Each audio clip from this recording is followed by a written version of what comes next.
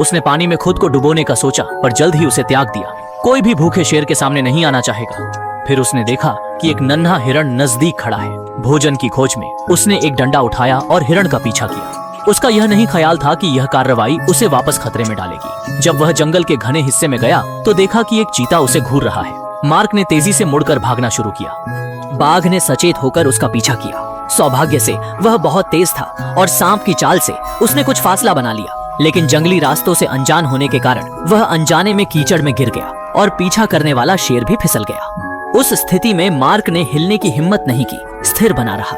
जब उसने देखा कि बाघ निकलने वाला है, मार्क ने एक शाखा को पकड़ लिया और सावधानी पूर्वक अपनी जगह बदली, कीचड़ से बाहर निकल गया और बिना देखे ही वहां से चला गया। इसके बाद मार्क ने दोबारा जंगल का रुख नहीं किया।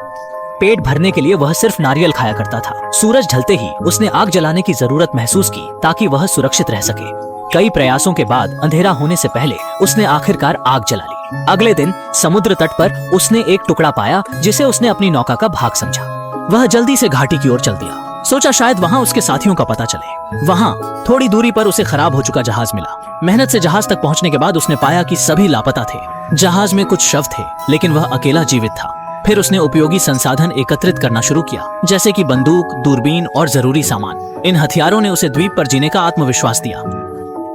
अपना बचा हुआ समय वह सिद्धांतों पर गवेषणा करने और समुद्री जहाजों की प्रतीक्षा करता बीतता, और इस तरह कई माह गुजर गए। उसे कोई भी जहाज नहीं दिखा। इसलिए मार्क ने फैसला किया कि वह भूभाग की खोज करेगा और एक घर बनाने के लिए सही जगह ढूंढेगा। आखिरकार यदि आपको जीवित रहना है तो एक सुरक्षित आश्रय आवश्यक है। एक समय के बाद उसने एक उत्तम स्थान खोजा, जहाँ न केवल प्राकृतिक गुफा थी बल्कि पास में ही एक जल स्रोत भी था। तुरंत उसने मशालें ढूंढकर घास को जलाया और अंदर के चमगादड़ों को बाहर निकाल दिया। जंगली जानवरों द्वारा आक्रमण से बचने के लिए और शांति से सो सकने के लिए उसने गुफा के चारों ओर दीवारें बनाई। बाकी काम धीरे धीरे सुधारते हुए वह एक सुरक्षित और आरामदायक घर बना सकता था। उसी दिन उसने शिकार करने की योजना बनाई, लेकिन तुरंत उसे इस बात का एहसास हुआ कि पिछला बाघ उसे देख रहा था, जिससे उसे शिकार छोड़ने पर मजबूर होना पड़ा।